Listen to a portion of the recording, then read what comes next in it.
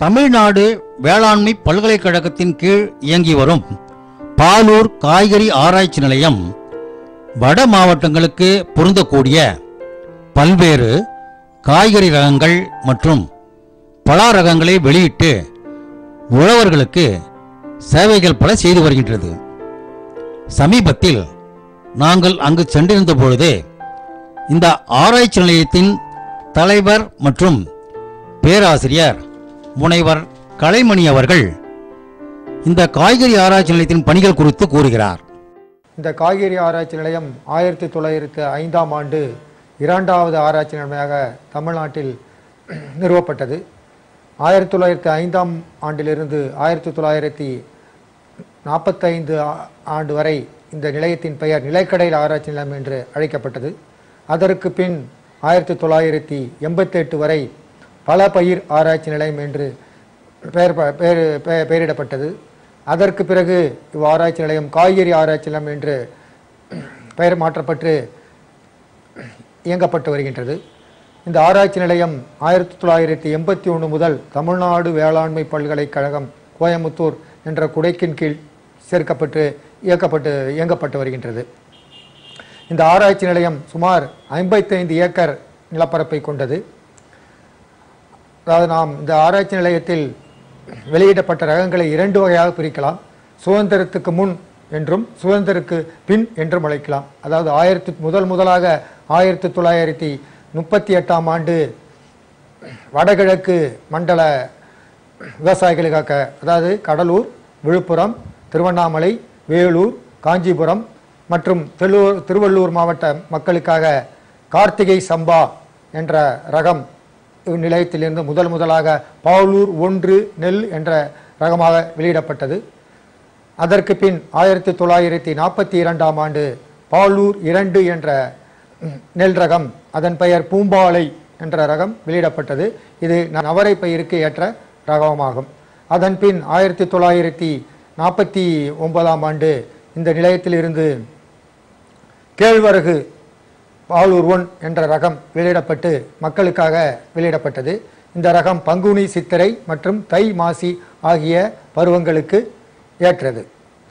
நாம் இப்பொழுது தமிழ்நாடு வேளாண்மை பல்கலைக்கழகம் ஆன பிறகு இந்த ஆராய்ச்சி நிலையத்திலிருந்து சுமார் 7 ரகங்கள் வெளியிடப்பட்டது. கத்தரியில் 2 ரகம், பலாவில் 2 ரகம், புடலையில் 2 ரகம், தக்காளியில் 1 ரகம், ஆக மொத்தமாக 7 ரகங்கள் ஆராய்ச்சி நிலையத்தில் வெளியிடப்பட்டுள்ளது. முதலாக 1990ஆம் ஆண்டு பாலூர் 1 என்ற கத்தரி ரகம் வெளியிடப்பட்டது.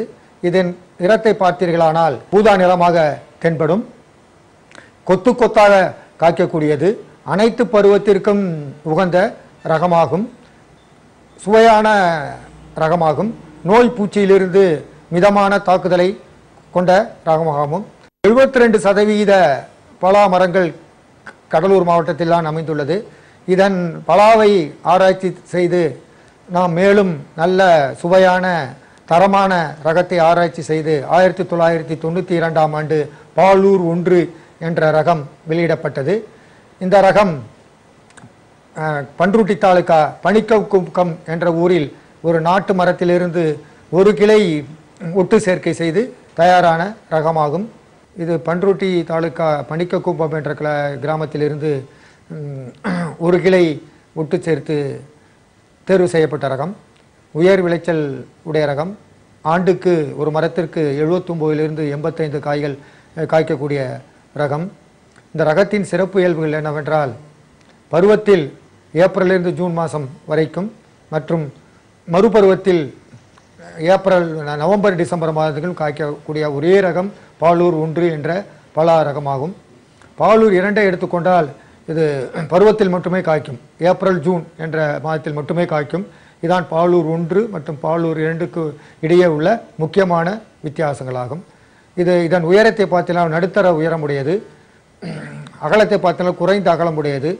இந்த ரகம் வீட்டு தோட்டத்திலும் வளர்க்கலாம், தோப்புகளிலும் வளர்க்கலாம். தோப்புகளில் அடர் பருவத்தில் வளர்க்கலாம். அதாவது ஒரு ஏக்கருக்கு 120 கன்கள் என்று எங்களுடைய ஆராய்ச்சி நிலையத்தினுடைய முடிவுகள் சொல்லுகின்றது. ஒரு ஏக்கருக்கு 160 கன்றுகள் என்ற விதத்தில் நட்டு விவசாய பெருமக்கள் பயிர் செய்யலாம். அடுத்ததாக பார்க்க போனால் பாலூர் 1 மிக இனிமையானது, மிகவும் இனிப்பாக இருக்கும், நார் இல்லாதது, இதனுடைய வைப்பு திறன் மிகவும் நல்லது. இன்றைக்கு நீங்கள் பழத்தை அறுத்து சுளையை எடுத்து சென்றால் 2-3 நாட்கள் வரையும் வைத்திருந்து சாப்பிட வல்ல ஒரு சிறந்த ரகமாகும். இதன் பின் 1994ஆம் ஆண்டு இவ்வாராய்ச்சி நிலையத்திலிருந்து பாலூர் 1 என்ற மிளகாய் ரகம் வெளியிடப்பட்டது. இதன் சிறப்பு பார்ப்பதால் நோய் எதிர்ப்பு சக்தி கொண்டது, உவர் நிலங்களுக்கு ஏற்ற ரகமாகும். நாம் பார்த்தீங்கன்னா கடலூர் மற்றும் அதன் சுற்று வட்டாரங்கள் பார்த்தீங்கன்னா கடற்கரை அருகில் உள்ளதால் உவர் நிலம் அதிகமாக இருக்கும். இந்த உவர் நிலங்களுக்கு ஏற்ற மிளகாய் ரகம் இதுவாகும். இது குண்டு மிளகாய் போன்று இருக்கும். ஏக்கருக்கு 18.4 டன் மகசூல் உடையது. இதன் சிறப்பு ஏற்பாடு பார்த்தினால் இது வீட்டு தோட்டத்திலும் பயிரிடலாம். இப்பொழுது சென்னை போன்ற நகர்ப்பகுதிகளில் மாடியில் காய்கறிகள் பயிர் செய்கிறார்கள். அந்த பயிர் செய்வதற்கு இந்த மிளகாய் ரகம் மிகவும் ஏற்ற ரகமாகும். 2007ஆம் ஆண்டு ஆராய்ச்சி நிலையத்திலிருந்து 2 ரகங்கள் வெளியிடப்பட்டது. அதில் முதல் ரகம் என்னவென்றால் நீட்டுப்புடலை, வெள்ளை நீட்டுப்புடலை.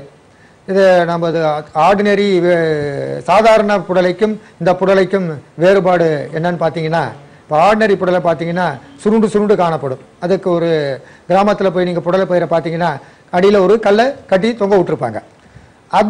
இந்த பாலூர் 1 என்ற நீட்டு புடலில் அந்த கல் கட்ட வேண்டிய தேவையில்லை.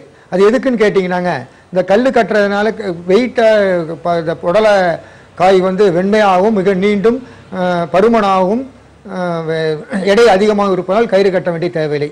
அது புவியிருப்பு தகுந்த மாதிரி அதே நீண்டு தரைக்கு வந்துவிடும். அதனால் இது கயிறு கட்ட வேண்டிய தேவையில்லாத ஒரு ரகம், மிக நீண்ட ரகம், வெண்மையான ரகம். ஏக்கருக்கு 30-35 டன் மகசூல் உடைய ரகங்க இது. நோய் பூச்சிக்கு எதிர்ப்பு கொண்ட ரகமாகும் இது. இதை நீங்கள் பார்த்தீங்கன்னாங்க, இதை அனைத்து பருவத்திலும் பயிரிடலாம். இந்த புடலை ரகமானது விவசாயிகளுக்கு அதிக பயனை கொடுத்து நல்ல மகசூலை கிடைக்கணும். நாளை நிகழ்ச்சியிலும் பாலூர் காய்கறி ஆராய்ச்சி நிலைய பணிகள் குறித்து பார்ப்போம்.